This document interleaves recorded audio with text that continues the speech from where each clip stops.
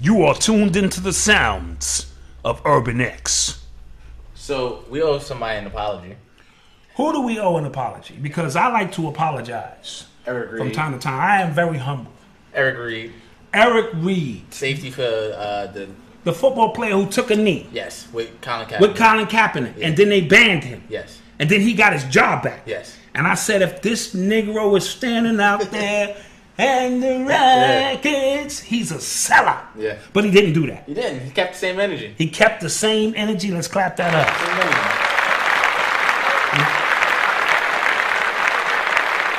His ass was out there taking a knee and gave a real powerful speech about the 400th year coming up, you know, based on, the Nation of Islam gave us more realistic numbers, but 1619, Jamestown, Virginia, next year is the 400th year of the first so-called slave ship, coming, to America in Jamestown, Virginia.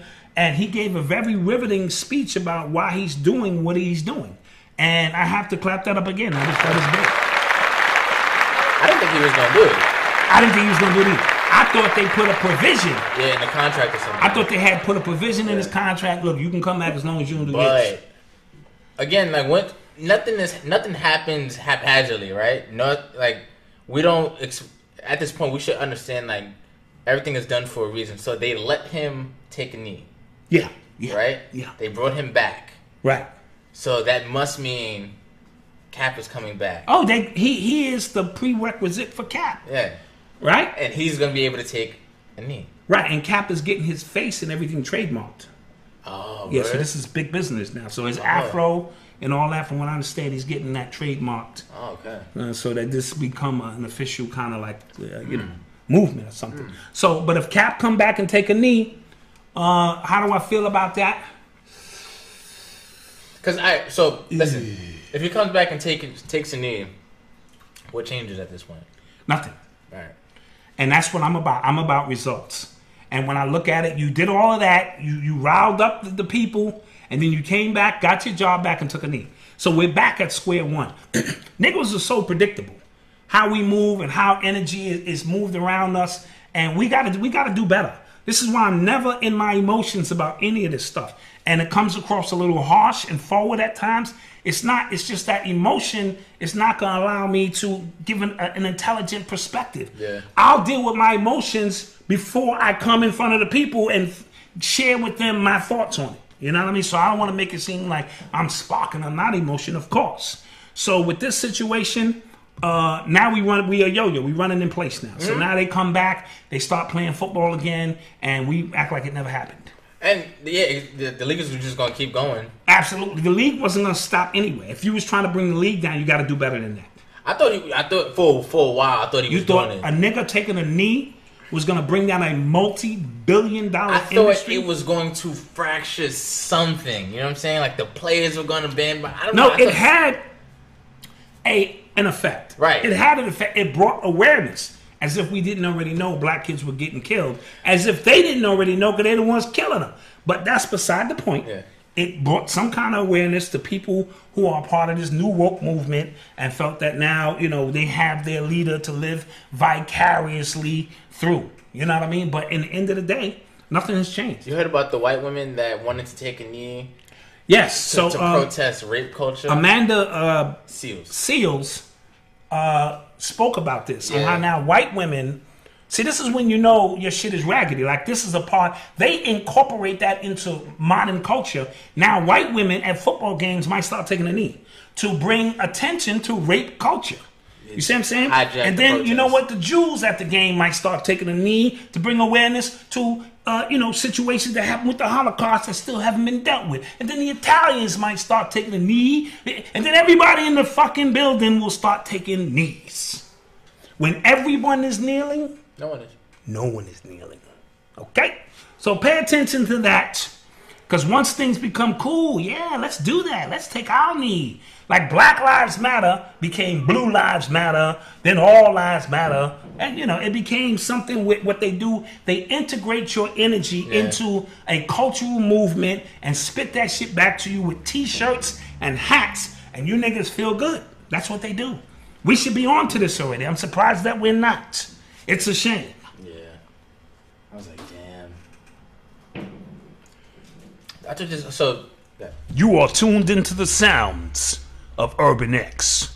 So I thought this was an interesting story. Interesting story. Hit me with it. So Banksy, the artist. The artist, Banksy. Yeah. So apparently one of his pieces was sold at an auction for like 1.4 million. 4 million, and then when it was sold, it was immediately shredded from the actual painting itself. Yeah. So the case. Banksy, the famous London, or he's a London graffiti artist or graph artist, and his painting of the young girl holding the balloon is one of his famous paintings.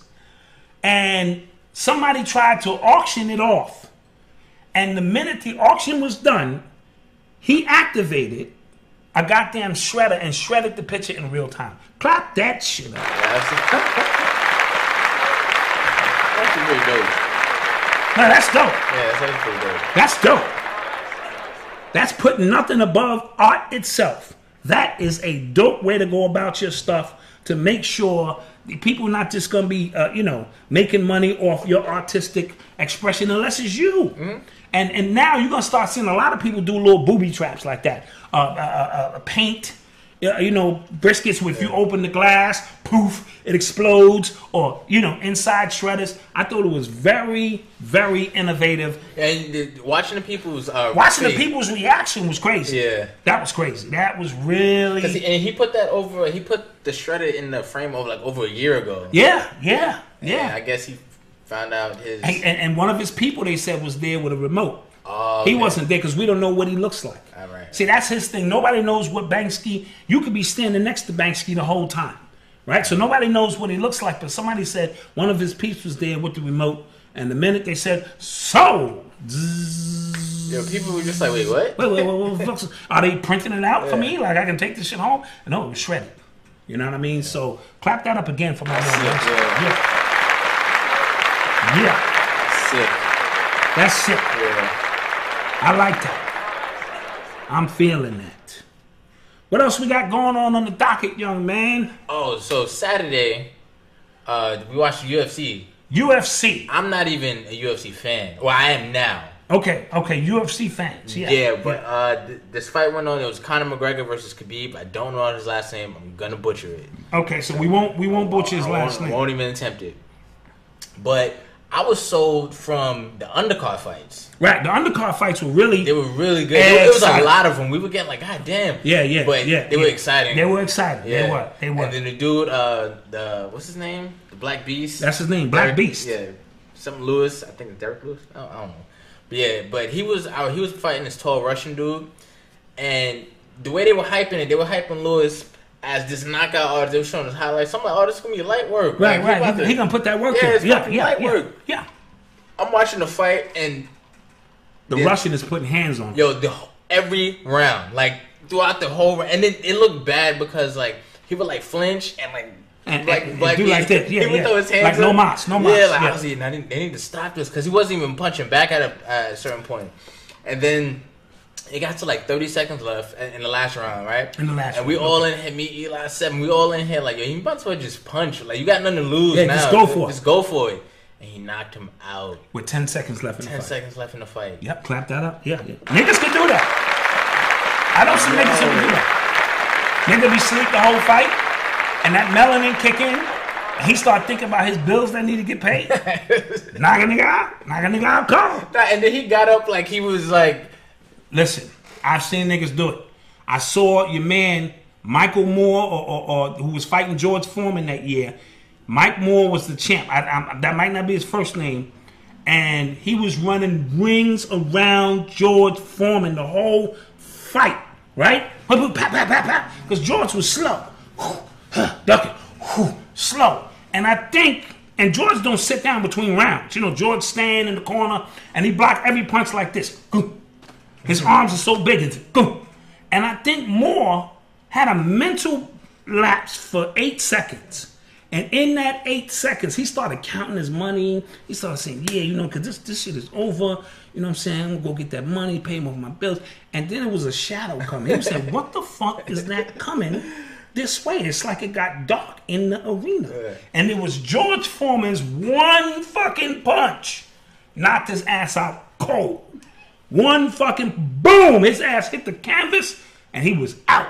So I've seen this shit happen. Well, we went crazy in here. Yeah, I was like, this is ridiculous. Yeah, I've seen George knock niggas out all the time. And then when it finally got to the main event with Conor versus Khabib, I had Conor in the fight. All right, all praise is due to Allah. I tried to put money on, and then you punked out. And then I punked out the last minute. Yeah, I was good. I see he's got Allah in his corner, and I didn't know all that personal shit that I didn't know all that McGregor had said about his family and all that. So he tried to kill McGregor. Yeah, he literally tried to kill him. Oh, Michael Moore is correct. That was his Michael Moore. Okay, all right, yeah. Y'all saw that fight.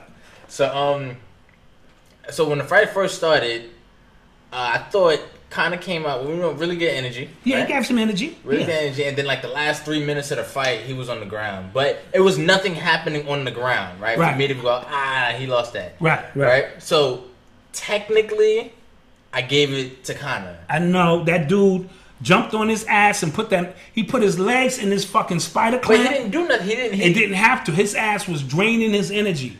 He did some real hip hop shit and put his ass in a spider hole, and McGregor couldn't move. But he wasn't moving either. I was like, if I knew how to do that shit, then bad wifey would not get away from this. I'm gonna learn that shit. Hey. We need to go there. Just saying. We need to go there. Niggas learn that shit.